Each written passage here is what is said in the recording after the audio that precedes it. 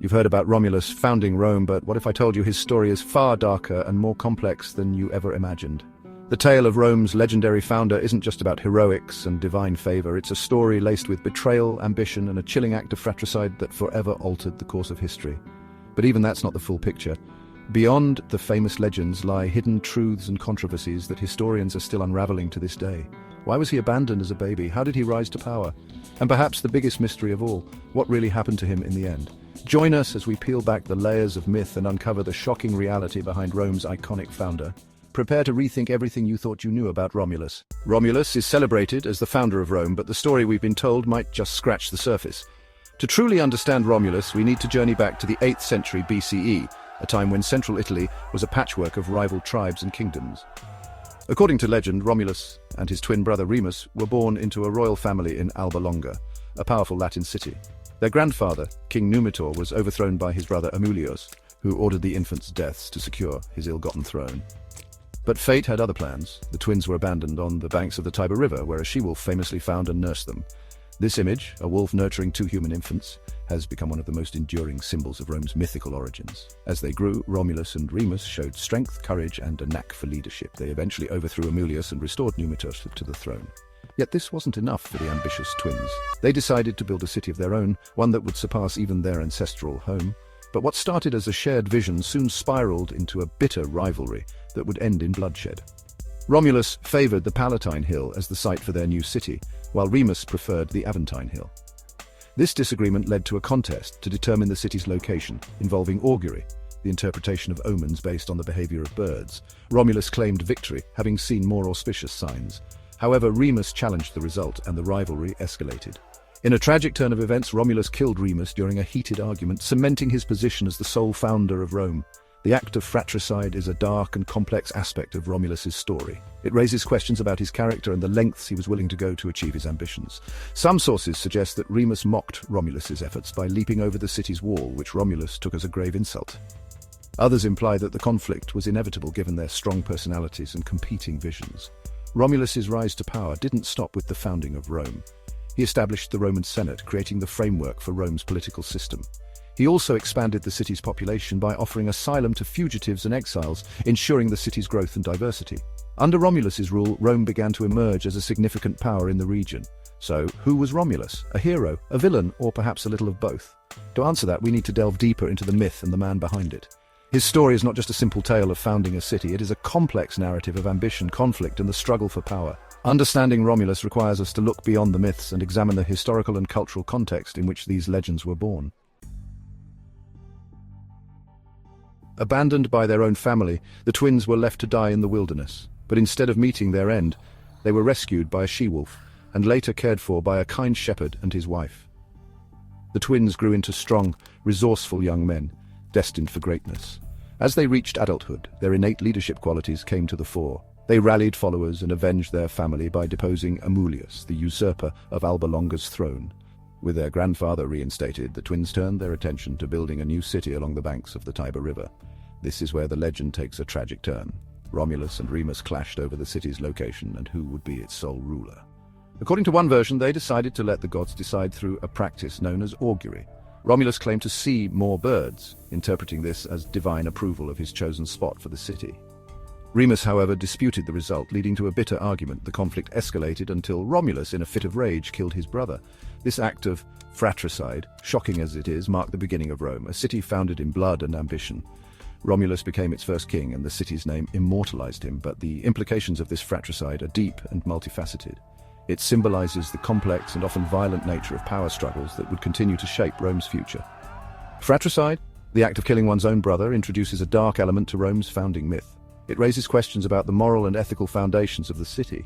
Was Romulus driven by an unavoidable destiny, or was he simply unable to control his ambition and anger? This act has been interpreted in various ways over the centuries, with some seeing it as a necessary evil for the birth of a great civilization, while others view it as a dark stain on Rome's origins. Romulus's reign after the founding of Rome was marked by further ambition and military conquest. He expanded the city by inviting refugees and outcasts, ensuring a diverse and robust population. He also established the Roman Senate, creating a political system that would endure for centuries. Despite his achievements, Romulus's legacy is forever tainted by the shadow of his brother's death. The story of Romulus and Remus, therefore, is not just a simple tale of the founding of Rome. It is a complex narrative that explores themes of power, ambition, and the human capacity for both greatness and brutality.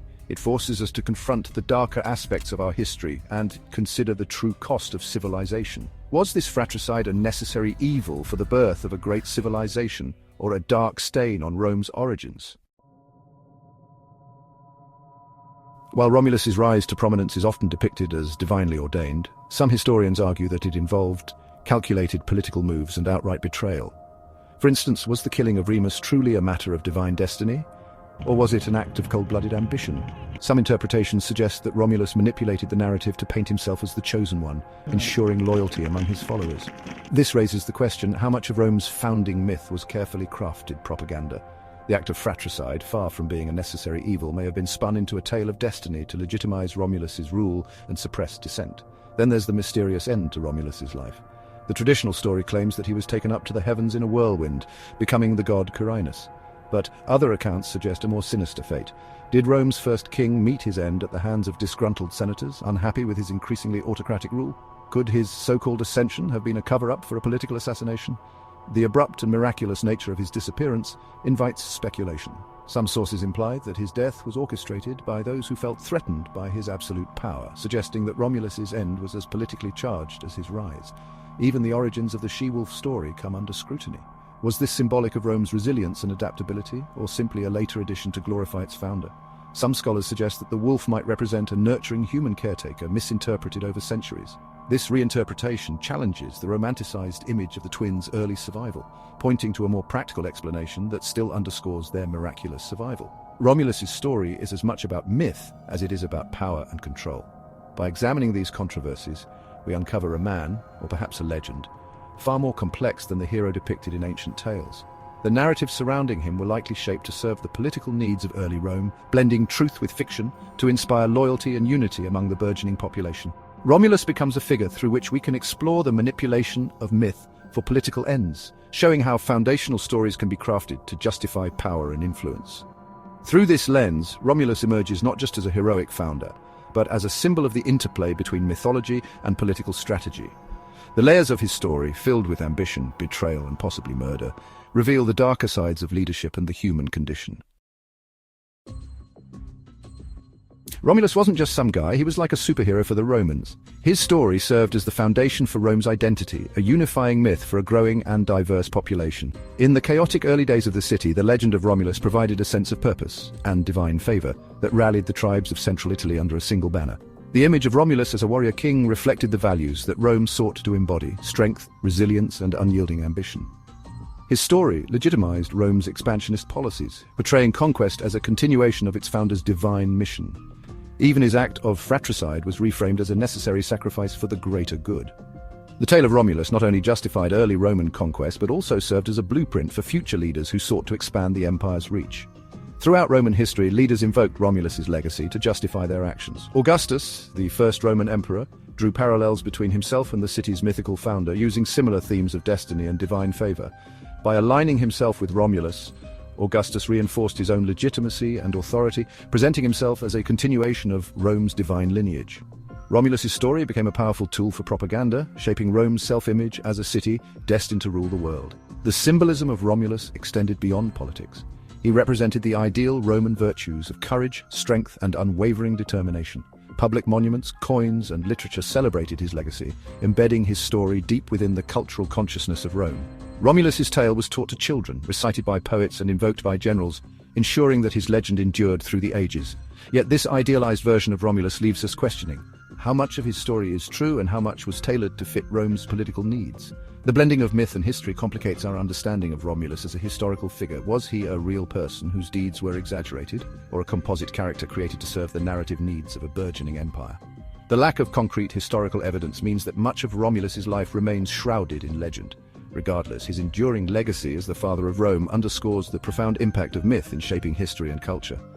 The story of Romulus illustrates how myths can be used to forge national identities, inspire unity, and legitimize power. In modern times, the story of Romulus continues to captivate scholars, historians, and storytellers alike. Was he a real historical figure? A composite of early leaders, or purely a product of Roman myth-making? Archaeological discoveries, such as remnants of early settlements on Palatine Hill, lend some credibility to the idea of a historical Romulus, but definitive proof remains elusive. The story of Romulus and Remus has also been reinterpreted through various lenses, from psychoanalysis to political theory. Some view the tale as a reflection of humanity's eternal struggle for power, while others see it as a metaphor for the sacrifices and compromises necessary for the birth of a civilization. Ultimately, Romulus represents more than just a man or a myth. He embodies the complex interplay between history and legend, reminding us of the stories we create to explain our origins and justify our actions. Romulus's story is more than just the tale of a city's founding. It's a window into the human condition. His legacy, whether rooted in fact or fiction, reminds us that history is often written by those who triumph, leaving behind a mixture of truth and storytelling. But it also raises important questions. Was Romulus a hero who dared to dream of a city that would change the world, or a ruthless opportunist who stopped at nothing to achieve his goals? The answer perhaps lies somewhere in between. What's undeniable is the impact of his story. Rome grew from a small settlement to an empire that shaped the course of history, and at its heart was the legend of its first king. Romulus's tale, with all its triumphs and tragedies, continues to resonate, offering lessons about leadership, identity, and the enduring power of myth.